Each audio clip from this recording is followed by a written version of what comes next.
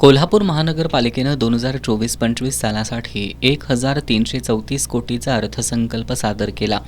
या अर्थसंकल्पाबाबत आम आदमी पार्टीनं अनेक मुद्दे उपस्थित करत महानगरपालिका प्रशासनावर टीका केली आहे. चालू बजेटमध्ये 707 कोटी इतकं महसूल उद्दिष्ट ठेवण्यात आलंय.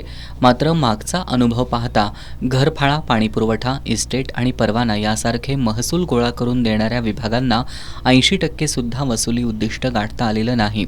त्यामुळे मागील बजेटमधील 588 कोटी महसूल गोळा होणं अपेक्षित असताना केवळ 481 कोटी इतकीच वसुली झाली.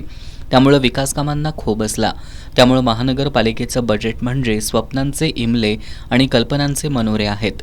महापालिका वसुली करण्यात अपयशी ठरली असून हे बजेट अवास्तववादी असल्याची टीका आपचे प्रदेश संघटन सचिव संदीप देसाई यांनी केली. यावेळी त्यांनी रिव्हिजन सर्व्हे अपूर्ण असल्याचा मुद्दा उपस्थित करत 1.25 लाख मिळकतीपैकी आत्तापर्यंत केवळ 25,000 मिळकतींचा सर्व्हे पूर्ण झाल्याचं सांगितलं. बड्या थकबाकीदारांना महापालिका अभय देत असल्याचा आरोप यावेळी करण्यात आला. रंकाळा महोत्सव तरतूद असून कार्यक्रम झाला नाही. महानगरपालिकेची इमारत, शहरातील दफनभूमीचा प्रश्न, प्रदूषण प्रश्न आदी प्रश्नांबाबत महानगरपालिका उदासीन असल्याची टीका करत देसाई यांनी महानगरपालिका कर्जबाजारीच्या उंबऱ्यावर असल्याची टीका केली. या सगळ्या जर गोष्टी आपण बघितल्या, महानगरपालिका प्रचंड मोठ्या कर्ज बाजाराच्या उंबरट्यावर म्हणायला काय हरकत नाही.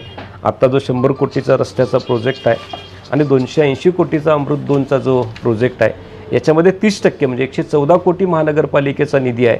पण 114 कोटी उभा करण्यासाठी महानगरपालिकेकडं गहाण ठेवायला सुद्धा लोक काय मार्केटमध्ये काय नाही आहे. महानगरपालिकेच्या अधिकाऱ्यांनी अतिशय प्रामाणिकपणे ह्या कोल्हापुरातल्या सर्वच पक्षांच्या नेत्यांनी, सर्वच नगरसेवकांनी अतिशय प्रामाणिकपणे काम केलं तर महानगरपालिका पुढच्या काळामध्ये टिकेल अशी आमची धारणा आहे. खरोखर महानगरपालिकेचे अधिकारी सक्षम आहेत का? काही प्रमाणामध्ये 100% सक्षम आहेत. पण कुठंतरी राजकीय पुढाऱ्यांचं प्रेशर घेऊन, कुठंतरी अधिकाऱ्यांचं प्रेशर घेऊन, कुठंतरी छोट्या मोठ्या टक्केवारीच्या भावनेमध्ये गुंतून हे जर असंच चालू राहिलं तर येणाऱ्या 10-15 वर्षाच्या कालावधीत महानगरपालिका कुठं दिसणार नाही.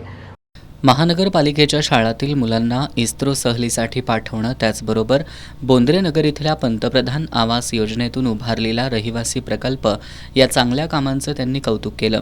यावेळी उत्तम पाटील, अभिजित कांबळे, मोईन मोकाशी, समीर लतीफ, विजय हेगडे, आदम शेख, रमेश कोळी आदी उपस्थित होते.